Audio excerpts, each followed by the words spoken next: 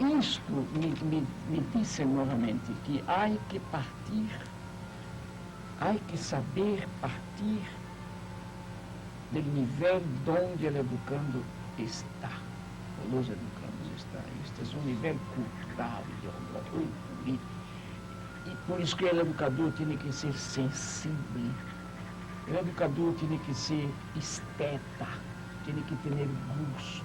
A educação é uma obra de arte. O educador tem que ser ético, ele tem que respeitar os limites da pessoa. Eu não posso entrar em ti e respeitar-te. Eu tenho que respeitar tus sonhos, respeitar tus medos. Mas eu devo também tocar em tus medos, como o psicoterapeuta hace a vezes, o psicanalista.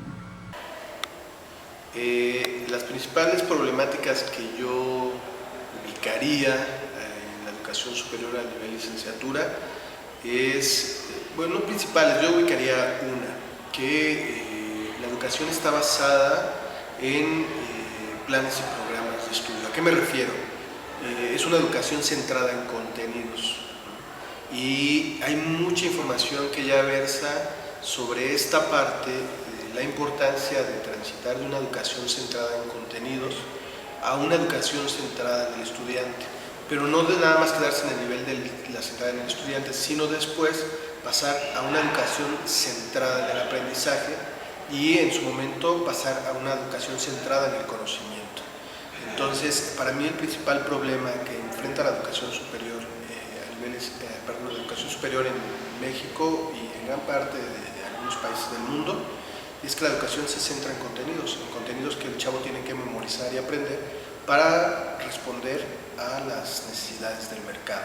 Desde mi experiencia en la Universidad Autónoma de la Ciudad de México, ahí lo que veo que dificulta la educación pues son las desventajas culturales que existen entre la población que asiste a la comunidad. O sea, es una población con muchas desventajas culturales, sociales, económicas, y eso marca la dinámica que se da en el trabajo universitario. Eso por parte de los estudiantes. En lo que se refiere a la institución, me parece que presenta, y a nivel de todas las instituciones, y ya como estudiante y estudiante de otras universidades, me parece que las prácticas pedagógicas que se siguen empleando siguen siendo muy tradicionales, no hay una renovación, se educa a partir de cómo fuimos educados y no hay una formación docente, no hay una práctica cotidiana en la formación docente, donde se pueda ir renovando estas cuestiones educativas y de poner en práctica pues estos avances que nos permite estar en la vanguardia, no nada más en nuestro país, sino a nivel global, a nivel de todo el mundo. Sí, entonces siempre estamos como categorizados en esa idea de que estamos como atrás de los que vienen avanzando en las políticas educativas de más innovación. Dentro de los muchos problemas que considero tiene la educación superior, me parece que el más grave de todos ellos es la falta de asignación de presupuesto por parte del Estado mexicano, ya que pues, se le designa una mínima cantidad considerada o comparada con otras áreas como es la seguridad pública, ¿no? Los gastos de la presidencia, y eso por supuesto reduce mucho la calidad de los equipos, de los salones, de los materiales y también el ingreso de los profesores. No es lo único, hay otras cosas también. Quizás vago interés en algunos de nuestros alumnos por hacer de esta formación una formación crítica, analítica y propositiva que busque cambiar o transformar la realidad de este país.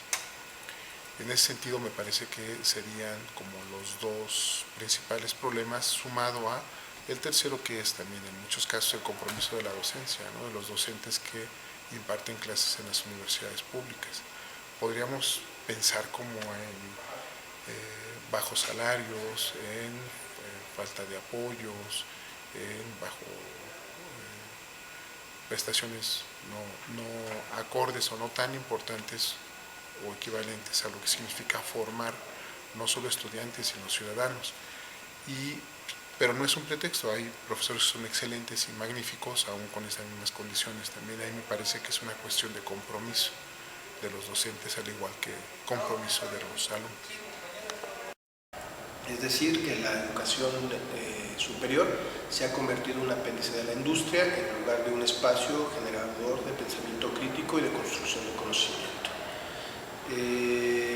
Este espacio se ha resumido únicamente a atender un primer nivel de reflexión epistemológica que se podía plantear como lo que en algún momento propuso o propone Edgar Morin como un pensamiento simple, ¿no? Que atiende a las preguntas básicas del qué, el cómo, el qué, para qué y el cómo, y de esa manera es como se construye o se educa a los chavos.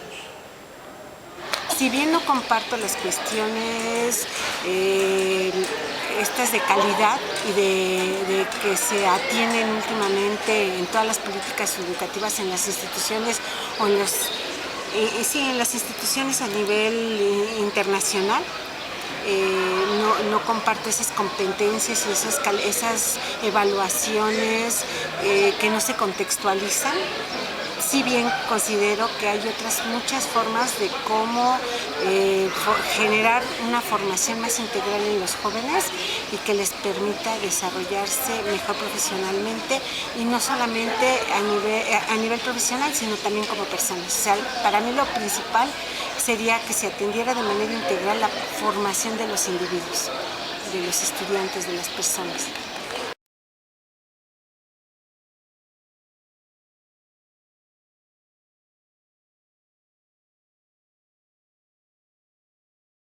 Metido en el silencio, hay que encontrar un caminho para que ele rompa o silêncio. Agora, às vezes nós não encontramos realmente, não há receitas para isso, não encontramos o caminho certo, o caminho certo para alcançar o miolo do silêncio. Se o grupo me quer escutar, não puedo negar-lhe minha voz. Pero em seguida, eu demonstro que necessito também de sua voz. Minha voz não tem sentido sem a voz do grupo. E lo evito e lo desafio. Yo sí considero que ha generado que los estudiantes muestren poco interés por la necesidad o por el deseo de aprender, y más interés por el deseo de obtener. ¿A qué me refiero? De obtener un trabajo, obtener un empleo que les sea remunerado supuestamente bien, y no por el deseo de aprender o de conocer o de adquirir conocimiento. ¿Por qué? Porque yo pensaría, y lanzaría quizá una hipótesis muy aventurada, que la manera en cómo estamos enseñando, o los propósitos con los cuales se enseña, no satisfacen las expectativas de los jóvenes, no despiertan la inquietud, el interés por verdaderamente conocer, porque no les demanda retos. Todo es como muy fácil. El tener un programa de estudios que está completamente saturado muchas veces de contenidos, pues para el estudiante luego muchas veces es más fácil ir a presentar exámenes y aprenderse definiciones de memoria. O sea, no le implica más reto. Bueno, pues a mí lo que me desmotiva para entrar a clases es cuando veo que un profesor no tiene una planeación, sino que solamente se presenta al aula como a divagar o a planear en ese momento lo que pueda ir surgiendo en la clase. También lo que me desmotiva muchas veces es que por esta no planeación de las clases, el maestro durante todo el seminario, todo el curso, se la pase con exposiciones y exposiciones y exposiciones que muchas veces ni son evaluadas de la manera correcta, lo que hace que los alumnos no se comprometan a entregar un trabajo de calidad donde realmente se comprometan ellos como estudiantes al proceso de enseñanza y aprendizaje. Otra cosa que me desmotiva es que muchas veces esas clases que podemos tener no se prestan para la participación, ¿no? O sea, como que hay un obstáculo que no permite que nosotros como estudiantes participemos en las clases. La monotonía. Yo pienso que eso es lo que nos hace caer en ese grado de aburrimiento. No se construye, no hay creatividad, falta emoción, falta una intención a veces también de parte de los docentes y de los alumnos. eso es lo que no me motiva. Yo pienso que para construir una motivación también es necesario crear puentes de conexión que nos incentiven a desarrollar esas potencialidades que nosotros tenemos ocultas. Siento que falta una responsabilidad y voluntad que nos haga crecer, ¿no? Que nos haga decir, de aquí soy. Esa identidad se ha perdido y yo creo que también es bueno construirla a veces en momentos.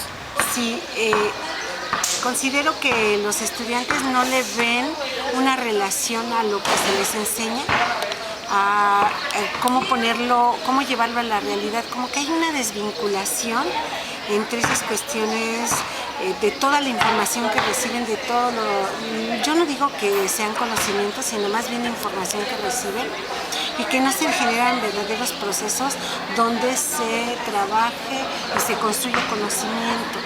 Entonces, cuando ellos no encuentran esa motivación o esos vínculos, ese interés, no se genera ese interés, pues viene ahí como cumplir o entregar trabajos o a tratar de atender de manera inmediata lo que se les está solicitando en cada una de sus materias, pero no hay un proceso, o sea, considero que se deja de lado los procesos que se deben de seguir en cada una de las clases y que les permita a ellos vislumbrar un potencial o cómo van desarrollando un potencial en el aprendizaje. O sea, no hay procesos claros de cómo aprenden, cómo construyen conocimiento, sino se queda en esta sociedad de la información nada más. ¿Qué es la educación superior?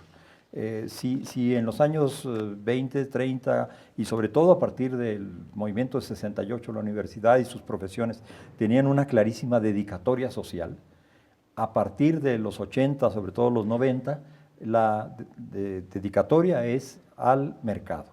Y las grandes aportaciones que ahora hace las instituciones de educación superior, pues van en el sentido de, pues ahora tenemos un robot que es capaz de hacer muchas más cosas que el de Japón. Esto permite elaborar productos de este tipo. Tenemos un nuevo maíz, tenemos toda una serie de descubrimientos, entre comillas, científicos, sí, que están sumamente conectados con la realidad del mercado.